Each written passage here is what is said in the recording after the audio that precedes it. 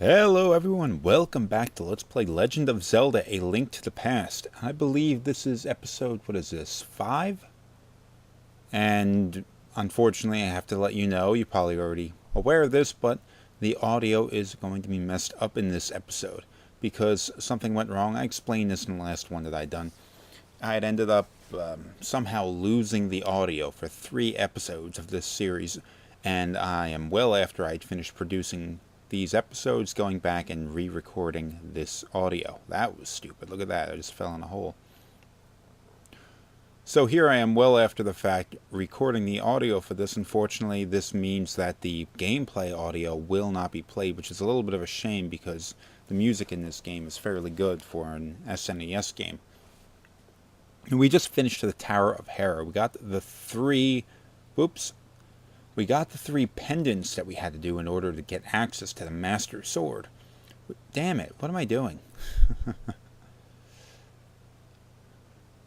We had gotten 3 pendants. We had to find one from each of the 3 different dungeons in order to allow us access to get the Master Sword. Now, we could have actually gone and gotten the Master Sword, or could have reached the Master Sword some time ago. We didn't have to wait until now to find it. But that does mean that we would have been able to get to it before, but we would not have been able to pull it out of a stone. So now we can do it now that we have the 3 pendants. I do not know what I was thinking wandering around through these tunnels. I knew very well where I had to go.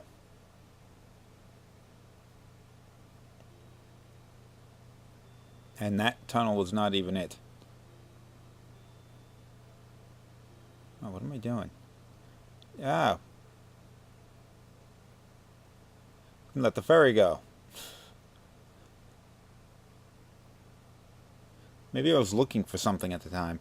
I'm sure had the audio for the commentary remained, which I recorded while playing it, I would have explained what I was trying to do at the time. Oh, down I go. Don't worry about it. We have a ferry. Back when I first started playing this for this series, I had originally intended it to be part of my Until I Die series, where I go and I play the game until the point where I die by whatever means. Oh, hole. Can't get across that without the hook shot. Now, I'd reached up to this point in the game before I even went down and had a ferry go and bring Link back, which I did not consider to be dying.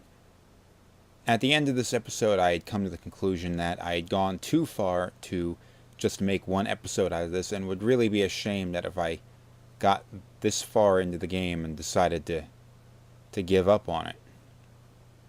So I was going to continue after this. Of course, okay, this cave will lead to the village. Just don't fall down any holes.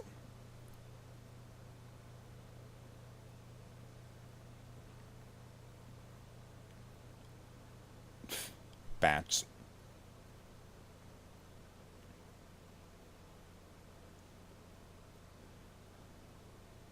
Watch out. I'm pretty sure had I kept on charging there, he would have smashed up against the wall there and fallen into the hole. Okay, here we are back near the village. Where the Master Sword is going to be located is in the Lost Woods, somewhat to the west of here.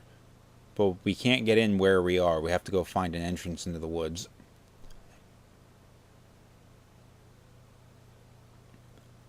And here we go. There are a few ways to get in here. Now, remember the original concept of the Lost Woods back in the original Legend of Zelda game was something that was quite a bit different than this. It was, it didn't really look like anything, because of course an old NES game, nothing really looked like much. But it was just the same screen that you had to wander through a whole bunch of times, and you had to follow some specific pattern to get through it. Why are there fake swords all over the place? Oh, some guy. 100. What the hell? Let's try it. What? What a ripoff. It doesn't pay to gamble, I guess. Well, I'm pretty sure to get through the original version of the Lost Woods in Legend of Zelda, you had to go left, up, left, down, left, and I think that got you through there. Of course, the Lost Woods in this game are completely different, and it's a little bit more like a standard map rather than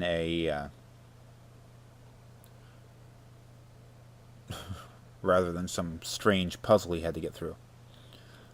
Okay, I found a rotten mushroom. That is going to be useful for us to be getting our magic powder, which I had neglected to get up to this point because I didn't expect to actually reach this point in the game. There's the Master Sword. Can't read that. Pull out the book. Okay, here we go. Let's get that thing out. Now we have the 3 different pendants coming out. Boom! We got the Master Sword.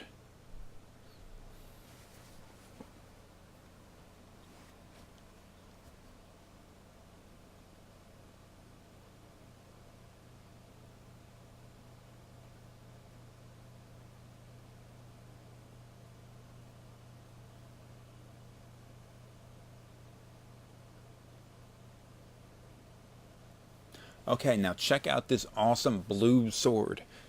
This thing is not just for aesthetics, and it's not just to get into the Hyrule Castle. Oh, that's not good. She must be able to scream loud if you can hear her from there. Ah, get away.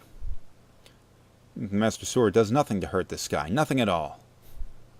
If you let him touch you, he'll steal your stuff. Okay, the sword, we needed the sword to get in to break through the barrier and Hyrule Castle, but has the added benefit of causing more damage when you hit. I can't remember what the increase in damage is. I have a feeling it's something like 100% more powerful than the sword you were using before, which is pretty fantastic. Although you're not really going to notice the difference in damageability because, well, from this point on, the enemies that you're going to be fighting are usually going to be stronger. Isn't that the thing? Every time you get more powerful weapons, you have more powerful enemies to match it. So you really just had to get the better weapons in order just to keep pace with them.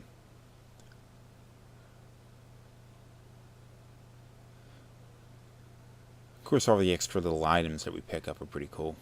Piece of heart. Boom.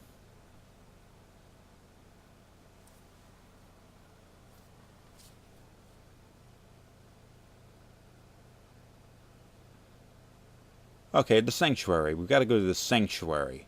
I have a feeling I'm going to screw around a little bit more in this town. Now, I will make note that this is the last time in the game where you will be able to find a lot of these characters you see in this village wandering around on their own. For example, these women out here that will call for the guards whenever they see you, whenever you talk to them. As well as this kid that runs. That woman and this kid there. They will disappear right after we go do the next part of the game. Let's go torture this chicken. Why? 'Cause I'm sadistic. Kill that thing. You can't actually kill the poultry in this game. You can sit there and damage them all you want, but it's not going to kill them and it's not going to do you any favors. Oh, shit. Oh, wow. They called in the cavalry. Then you leave and they disappear. Okay. What do you say we go and... where am I going? Oh, ferry. That's what I was after. Good thing I thought I went and got the magic bottle. In the last episode, I guess it was.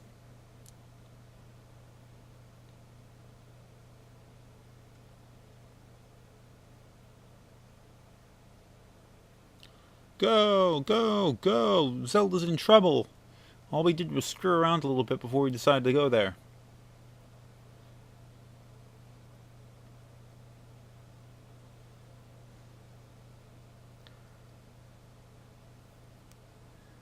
Oh, okay. Oh, the guy disappeared. Okay, now we gotta go to the Hyrule Castle, because Agahnim, the sorcerer, which has been trying to open up the gate to the Golden Land, or the Dark World, as we've come to know it now. Well, he's going and doing some evil, and we gotta go. He kidnapped Princess Zelda, and now we gotta go and rescue her. Now, we already rescued her once. Bitch just can't stay out of trouble. Sort of like Princess Peach can't stay out of trouble. I mean, come on.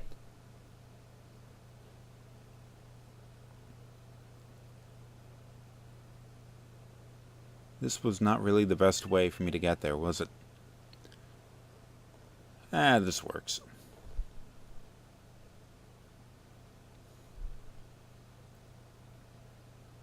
Guards everywhere.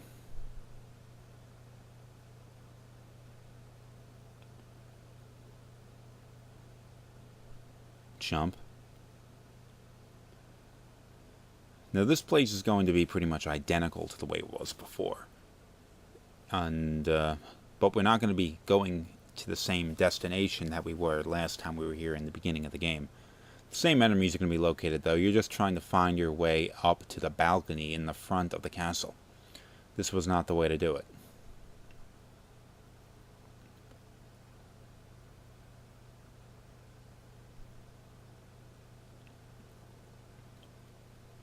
Okay.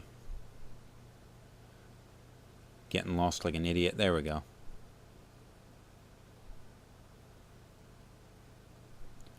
A lot of rooms with hallways, but no, like, chairs or anything like that. What's the purpose of this castle?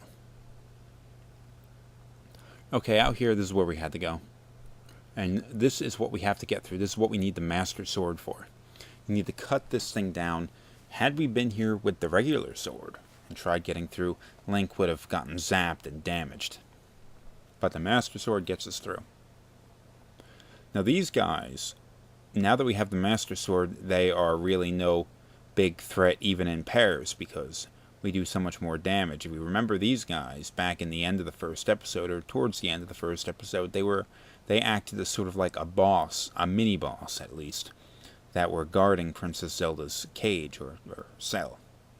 You had to kill him to get the big key to unlock her cell. Now we're just killing them like they're regular enemies.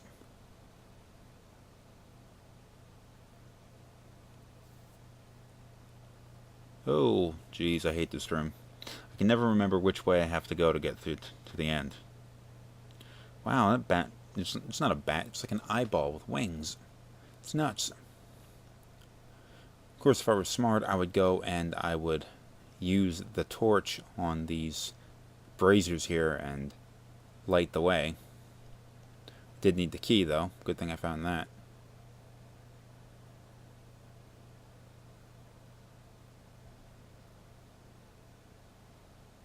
Yeah, going the wrong way. Yeah, figure it out. There we go, everything's good. Now it's so obvious.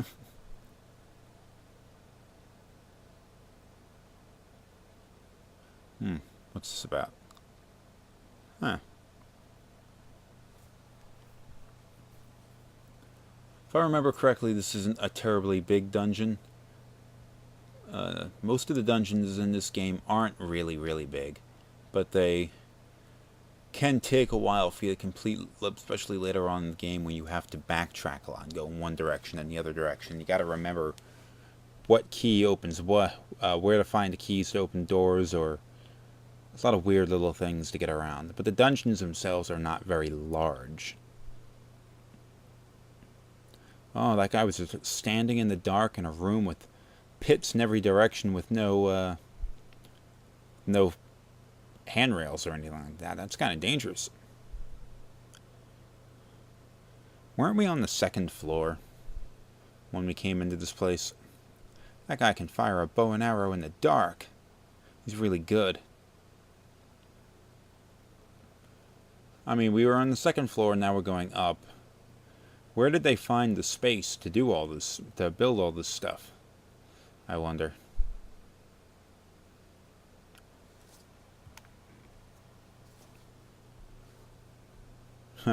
It's got nothing on our shield here. You can block against these guys like that, and then you can move closer to them and then get them with the spin attack. See if I ever manage to do that. There we go. Get closer. Get closer. Get closer. Get closer. Kill them! Kill them now!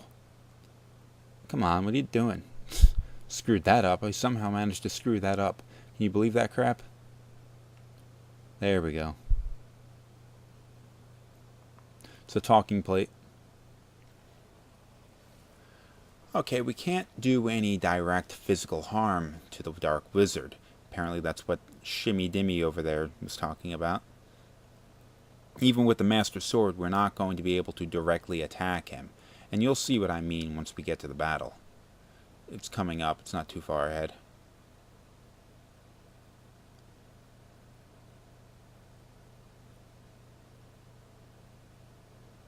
Come on. Die. Give me my last heart. I want full health. There we go. Ah, screw these guys. Taking damage. Up and up and up. Take one arrow, then just leave. Like, I've had enough. Let's get out of here.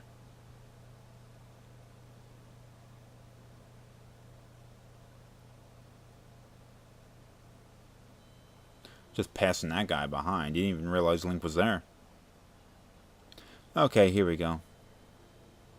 No big key this time, I guess. Oh, there he is, and there she is.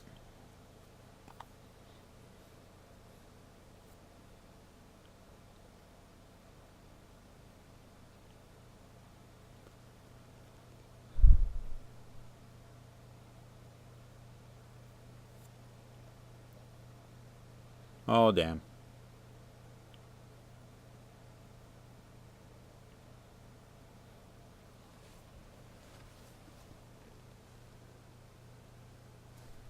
Okay, he managed to take out Princess Zelda, which was last of the 7 maidens, which undid the 7 wise men's seal, and now the path to the Golden Land, or the Dark World, is open. Okay, now we're going to fight Agahnim, the wizard, and as I was saying before, you cannot physically attack him directly. Let's see if I try that. Oh, you hurt yourself, and you did no damage to him.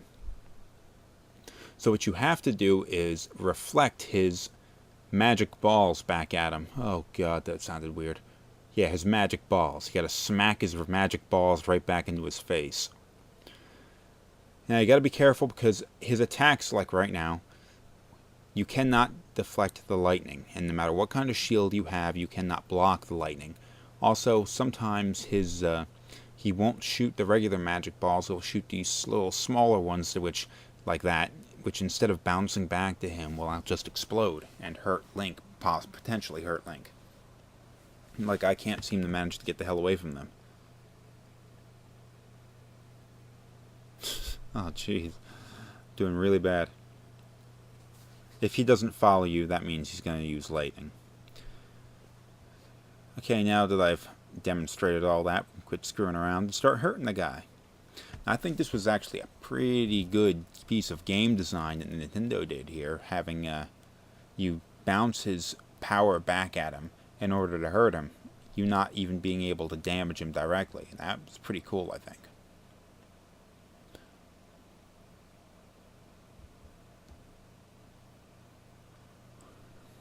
Jeez, you weren't even aimed at us here.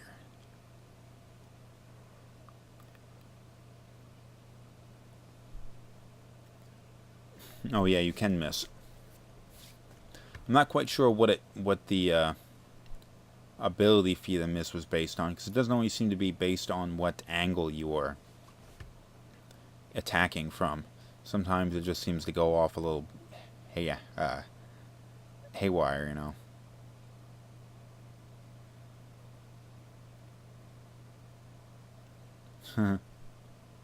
Chomp. What's this guy trying to gain anyway, going and... Oh, there we go. pulling us into the Dark World. What's he trying to gain by breaking the seal to the Dark World? I mean, what's he getting out of this? Shashara.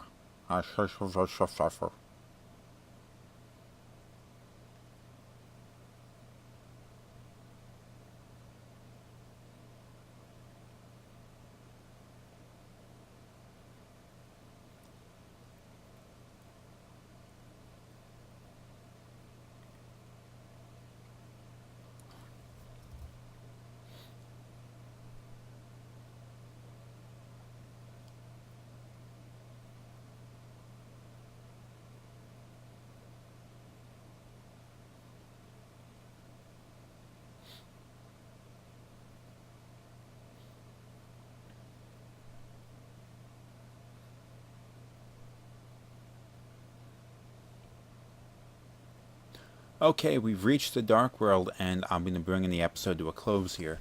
Now, I do remember what I was saying at this point during my original commentary. I had mentioned at this point that I had made it so far through all the Light World dungeons, and I made it to the Dark World, that I had made a decision at this point to go and switch over from an episode of Until I Die into a more traditional LP. And that's what I continue to do from here on out. Now, I will note that the next episode, and the next few up until episode 10, will be, you will be hearing both the gameplay audio and my traditional commentary. So, if you listen to this one and then the next one, like immediately after that, it may seem a little bit strange. I may reference things that I said that you didn't hear me say because, well, I didn't say them, in a way. So, any confusion like that, I'm just coming up with excuses already. Anyway, that's the end of the episode. Thanks for watching. Next episode, we'll go check out the Palace of Darkness. Or actually, in the next episode, we'll go around doing all of the little things that I had neglected to do up until this point because I didn't feel the need to. Then we'll go and visit the Palace of Darkness in episode number 7. So, thanks for watching, and goodbye.